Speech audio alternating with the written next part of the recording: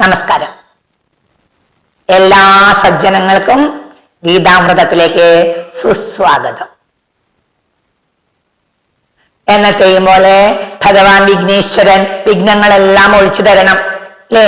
ഞാൻ എപ്പോഴും എല്ലാ ദിവസവും ഒറ്റക്കൊമ്പ, ഏകദന്ത, വിഘ്നേശ്വര, കാണുന്നതും കാണാത്തതും അറിഞ്ഞതും അറിയാത്തതുമായ എല്ലാ വിഘ്നങ്ങളും തീർക്കണേന്നാ ഞാൻ പ്രാർത്ഥിക്കുക. എന്നും പ്രാർത്ഥിക്കും.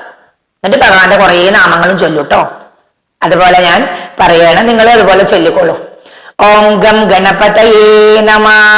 ഓം നമോ ഭഗവതേ വാസുദേവായ. ഓം നമോ നാരായണായ. ഓം ശ്രീകൃഷ്ണ പരമാത്മനേ നമഃ. നോക്കൂ, ഈ ഗീത കേട്ടിരിക്കുന്ന ഭഗവാൻ ഒരു ചിരി നിങ്ങൾ കാണുന്നുണ്ടോ? നോക്കൂ, നിങ്ങളുടെ മനസ്സിൽ നോക്കൂ. നിങ്ങൾക്ക് തോന്നാറുണ്ടോ ഈ കൃഷ്ണനെ കാണുമ്പോ ഭഗവാൻ ചിരിച്ച് ആസ്വദിച്ചിരിക്കുകയാണെന്ന് തോന്നാറുണ്ടോ? എനിക്ക് തോന്നാറുണ്ട്. ഞാൻ നിങ്ങളോട് പലതവണ പറഞ്ഞിട്ടുണ്ടാവും, ഞാൻ കാലത്ത് എണീച്ച് കഴിഞ്ഞാൽ ഞാൻ നിങ്ങൾക്ക് എന്തൊക്കെ പറഞ്ഞു തന്നിട്ടുണ്ടോ അതൊക്കെ ഞാൻ എന്റെ ലൈഫിൽ പ്രാവർത്തിക്കാക്കൂട്ടോ. കാലത്ത് എണീച്ച കിടക്കയിൽ ഇരുന്നു കൊണ്ട് തന്നെ ഞാൻ ഇങ്ങനെ പറയും, കരാഗ്രേ വസുദേ ലക്ഷ്മി. അത് കഴിഞ്ഞ് ഞാൻ ഇടത്തെ കാലം നിലത്ത് ചവിട്ടി ഭൂമി ദേവിക്കുള്ള ആ ഒരു നാമം ചൊല്ലി അങ്ങനെ വന്ന് ഭഗവാനെ പോയി ഒന്ന് കണ്ണ് തുറന്ന് തൊഴും. എന്നും ഞാൻ ചെയ്യും അത്. ഭഗവാനെ കണ്ടിട്ട് പിന്നെ ബാക്കി കാര്യങ്ങൾ ഞാൻ ചെയ്യും. അതൊക്കെ ഒരു ശീലമായി കഴിഞ്ഞാലേ നമ്മുടെ ജീവിതം തന്നെയായി എന്ന് തന്നെ പറയാം. അതങ്ങനെ തുടർന്ന് പോട്ടെ എന്ന് തന്നെ നമ്മൾ പറയാൻ പറ്റുള്ളൂ. അപ്പോ ഇന്ന് നമ്മൾ അങ്ങനെ 4 അധ്യായം ഗീതയില് കഴിഞ്ഞു. 5-ാമത്തെ അധ്യായമായ കർമ്മ സന്യാസ യോഗമാണ് ഇന്ന് നമ്മൾ തുടങ്ങുന്നത്. അതില് 4-ാമത്തെ ജ്ഞാന കർമ്മ സന്യാസ യോഗത്തില് ഭഗവാൻ തന്നെയാണ് കുറെ തവണ അർജുനന്റെ മനസ്സിലുള്ള സംശയങ്ങളെ ദൂരീകരിക്കാനായി ഭഗവാൻ ഇനി പറഞ്ഞു കൊടുക്കാത്തതൊന്നുമില്ല. നമ്മൾ എല്ലാവരും അർജുനന്മാരാണ്. അർജുനന്റെ വിഷാദം കളയാൻ ഭഗവാൻ ചെയ്ത പോലെ നമ്മുടെ വിഷാദം ഇതിലൂടെ കളയും. അപ്പോ അദ്ദേഹം 5-ാം അധ്യായം നമുക്ക് തുടങ്ങാം അല്ലെ? അർജുന ഉവാച. ആദ്യം തന്നെ അർജുനൻ പറയാണ് കേട്ടോ. സന്യാസം കർമ്മണാം കൃഷ്ണ പുനർയോഗം ച ശംസസി യത്ശ്രേയേതയോരേകം തന്മേ ബ്രൂഹി സുനിശ്ചിതം. 5-ാമത്തെ കർമ്മ സന്യാസ യോഗത്തിലെ അർജുനൻ ചോദിച്ചു, അല്ലയോ കൃഷ്ണ, അങ്ങ് കർമ്മത്തിൽ നിന്നും പൂർണ്ണമായി എന്നോട് വിമുക്തനാകണമെന്ന് പറഞ്ഞു.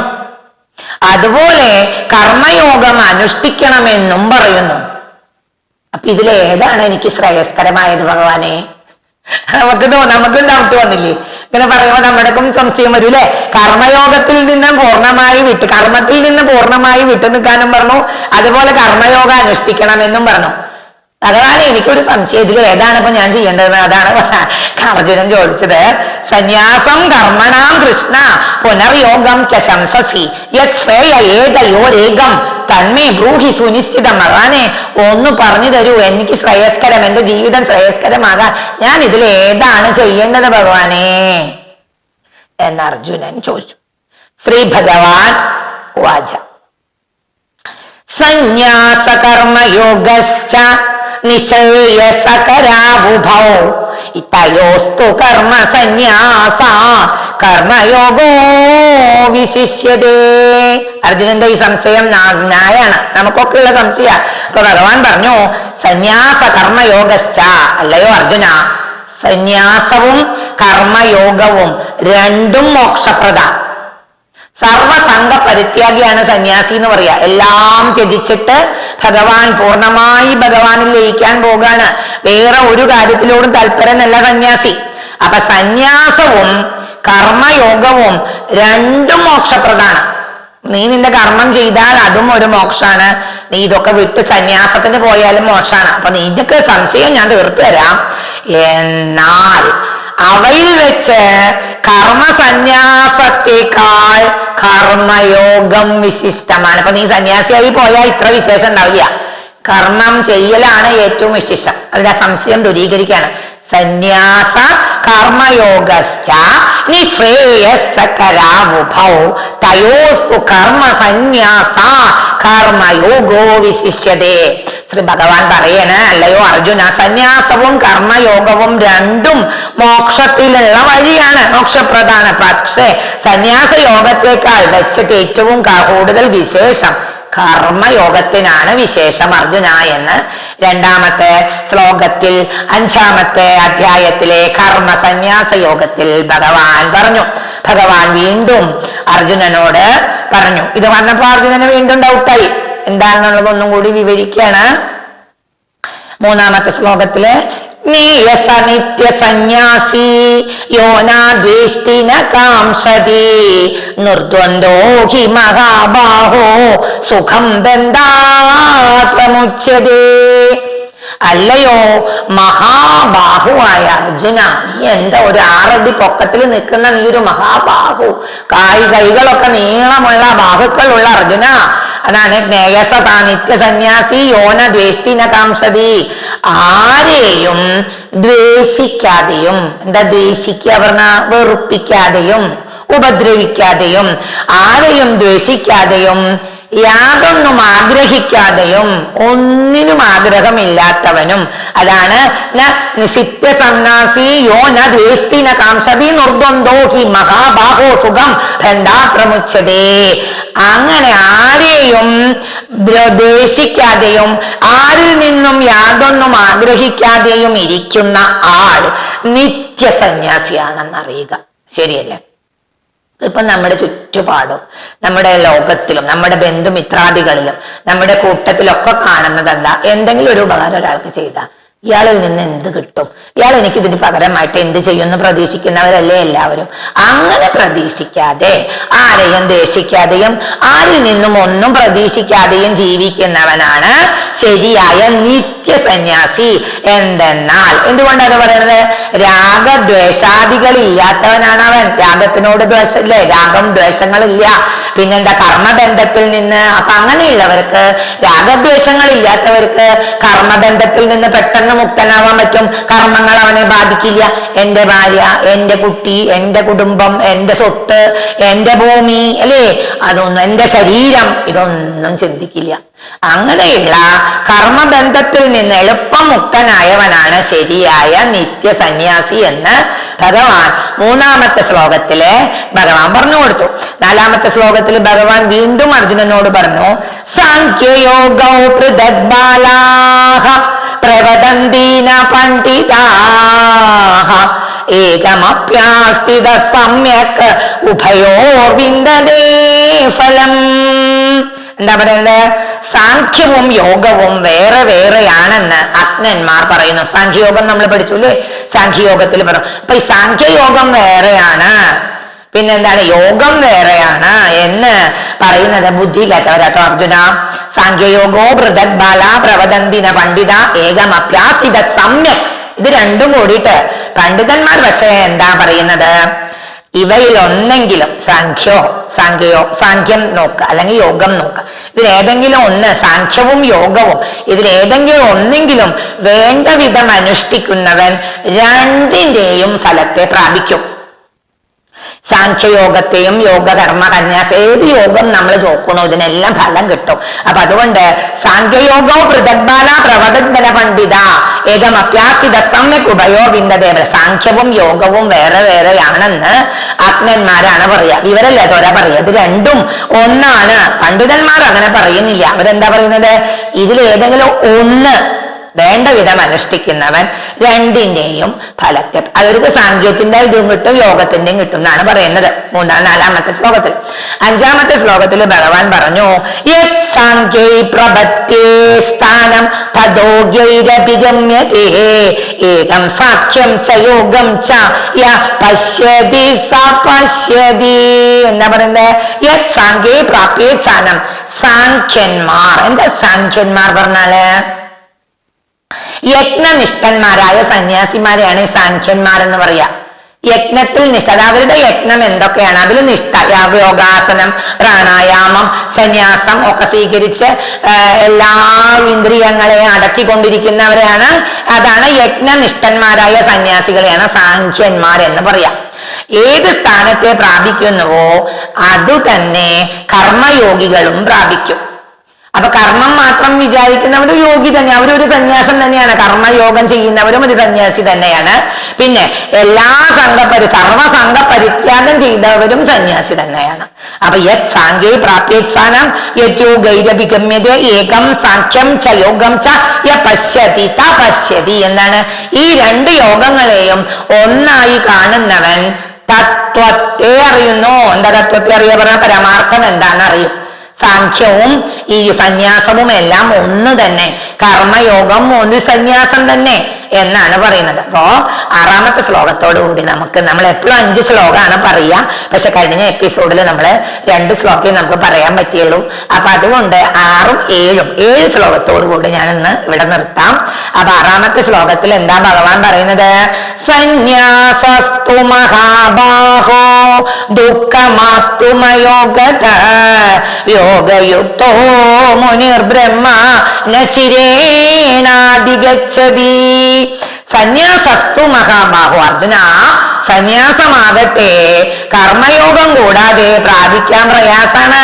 ജനിച്ച ഉടനെ സന്യാസിയായിട്ട് പോവോ? കുറച്ചൊക്കെ കർമ്മം നമ്മുടെ ജീവിതത്തിൽ ജയിച്ചിട്ട് പിന്നെ അവന് യോഗം ഉണ്ടെങ്കിൽ സന്യാസിയായിട്ട് പോവും.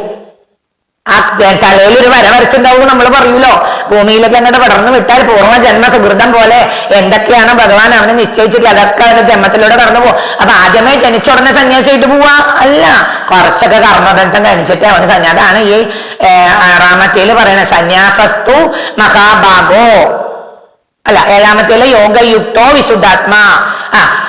6ാമത്തേണ് നമ്മൾ പറയുന്നത് അർജുന, സന്യാസമാകട്ടെ കർമ്മയോഗം കൂടാതെ പ്രാപിക്കുവാൻ പ്രയാസമാണ്. ശ്രീ ശങ്കരാചാര്യരെ ആലോചിച്ച് നോക്കൂ. അദ്ദേഹം ജനിച്ച ഉടനെ സന്യാസിയായിട്ട് പോവുകയാണോ ചെയ്തത്? കുറച്ചധികം കാലം അമ്മയുടെ കൂടെ ഇരുന്നു. എന്നിട്ട് പക്ഷെ ഉള്ളിന്റെ ഉള്ളിൽ എപ്പോഴും ഭഗവാനെ കാണണം, ഈ വിട്ടുപോണം എന്നുള്ള ചിന്തയായിരുന്നു. അപ്പൊ കുറച്ചു കാലം കർമ്മയോഗമൊക്കെ അനുഷ്ഠിച്ചിരുന്നു. അത് കഴിഞ്ഞിട്ടാണ് സന്യാസത്തിന് പോയത്. അതുപോലെ തന്നെയാണ് കർമ്മയോഗം കൂടാതെ ഒരു സന്യാസവും നമുക്ക് പറ്റില്ല. അപ്പോ അങ്ങനെ കർമ്മയോഗം കൂടാതെ പ്രാപിക്കുവാൻ സന്യാസിക്ക് പ്രയാസാണ്. കർമ്മയോഗയുക്തനായ മുനി വേഗത്തിൽ ബ്രഹ്മത്തെ പ്രാപിക്കും. അതുകൊണ്ടാണ് കർമ്മയോഗമുക്തനായ ശങ്കരാചാര്യർ 32ാമത്തെ വയസ്സില് ഇഹലോകവാസം വെടിഞ്ഞത്. പെട്ടെന്ന് ബ്രഹ്മത്തെ പ്രാപിക്കണം. കർമ്മയോഗം അനുഷ്ഠിച്ചു സന്യാസത്തിലേക്ക് കടന്നു. വേണ്ട വിധമായ കാര്യങ്ങൾ നമ്മുടെ സനാതന ധർമ്മത്തിന് എന്തെല്ലാം വേണോ അതൊക്കെ 32 വയസ്സിനുള്ളിൽ ആ മുനി ശ്രേഷ്ഠൻ ആചാര്യൻ ശങ്കരാചാര്യര് ചെയ്തു. 4 മഠങ്ങൾ സ്ഥാപിച്ചു. അതുപോലെ തന്നെ വൈശാഖത്തിന്റെ ചിട്ടകൾ വരെ, കൊട്ടിയൂർ വൈശാഖത്തിൽ എന്ത് ചിട്ടകൾ വേണം എന്നുള്ളത് വരെ പറഞ്ഞു കൊടുത്തിട്ടാണ് ശങ്കരാചാര്യർ ഈ ലോകം വിട്ട് 32ാമത്തെ വയസ്സിൽ പോയത്. ശബരിമലയിലെ അനുഷ്ഠാനങ്ങളെ ശങ്കരാചാര്യരാണ് ചിട്ടപ്പെടുത്തിയത്. ഗുരുവായൂരപ്പന്റെ ഭൂലോക വൈകുണ്ഠമായ ഗുരുവായൂർ ഇന്ന് കാണുന്ന ഉദയാസ്തമന പൂജകൾ അടക്കമുള്ള ഓരോ പൂജകളും ചിട്ടവട്ടങ്ങളും നടത്തിയത് ശങ്കരാചാര്യരാണ്. ചോറ്റാനിക്കര അമ്പലത്തിലെ മൂകാംബികയിലെല്ലാം എന്നും നടക്കുന്ന പൂജാവിധികളെല്ലാം ഇന്ന വിധത്തിൽ വേണമെന്ന് പറഞ്ഞു കൊടുത്തിട്ടാണ് ആ ജ്ഞാന യോഗി ഈ ഇഹലോകവാസം വിട്ടുപോയത്. അപ്പൊ ഭഗവാൻ പറയുന്നതിന്റെ അർത്ഥം ഇത് ശരിക്കും അതിൽ നമുക്ക് മനസ്സിലാവും. 6ാമത്തെ ശ്ലോകത്തില് അർജുന, സന്യാസമാകട്ടെ കർമ്മയോഗം കൂടാതെ പ്രാപിക്കുവാൻ പ്രയാസമാണ്. കർമ്മയോഗം ചെയ്തിട്ടേ സന്യാസത്തിലേക്ക് പോകാൻ പറ്റുള്ളൂ. കർമ്മയോഗയുക്തനായ മുനി വേഗത്തിൽ ബ്രഹ്മത്തെ പ്രാപിക്കും. ബ്രഹ്മചാര്യ ശങ്കരാചാര്യരെ കർമ്മയോഗമുക്തനായിരുന്നു. അതുകൊണ്ട് അദ്ദേഹമാണ് നമുക്ക് വേണ്ട കർമ്മങ്ങളെല്ലാം പറഞ്ഞു തന്ന് ഈ സനാതന ധർമ്മത്തിൽ എന്തെല്ലാം ചെയ്യണമെന്ന് ഓരോരോ വലിയ അമ്പലങ്ങളിലെ പൂജാ ചിട്ടകൾ എങ്ങനെ ചെയ്യണമെന്ന് ക്രമപ്പെടുത്തി അദ്ദേഹം വേഗത്തിൽ തന്നെ ബ്രഹ്മത്തെ പ്രാപിച്ചു. മനസ്സിലായോ? ഇത് രണ്ടും കൂടി കൂട്ടിക്കളിച്ചപ്പോ നിങ്ങൾക്ക് അത് മനസ്സിലായില്ലേ? അപ്പൊ 7ാമത്തെ ശ്ലോകത്തോടുകൂടി ഞാൻ ഇന്നത്തെ ഈ ഗീത അവിടെ അവസാനിപ്പിക്കുകയാണ്. അപ്പോ നമ്മളിപ്പോൾ പറഞ്ഞുകൊണ്ടിരിക്കുന്നത് 5ാമത്തെ അധ്യായമായ കർമ്മസന്യാസ യോഗമാണ്. എല്ലാ തവണയും ഞാൻ 5 ശ്ലോകമോ 4 ശ്ലോകമോ എടുത്ത് നിർത്താറുള്ളൂ. ഇത്തവണ ഞാൻ 7 ശ്ലോകത്തിൽ അവസാനിപ്പിക്കുന്നത് എന്തുകൊണ്ടാണെന്ന് ഞാൻ നേരത്തെ പറഞ്ഞിരുന്നു. നമ്മൾ കഴിഞ്ഞ എപ്പിസോഡില് 2 ശ്ലോകത്തോടു കൂടി 4ാമത്തെ അധ്യായം അവസാനിപ്പിച്ചു. അപ്പൊ അതിനൊരു കോമ്പൻസേഷൻ ചെയ്യാനാണ് 2 ശ്ലോകം കൂടി ഞാൻ കൂടുതൽ എടുക്കുന്നത്. 7ാമത്തെ ശ്ലോകത്തോടുകൂടി നമുക്ക് ഇവിടെ നിർത്താം.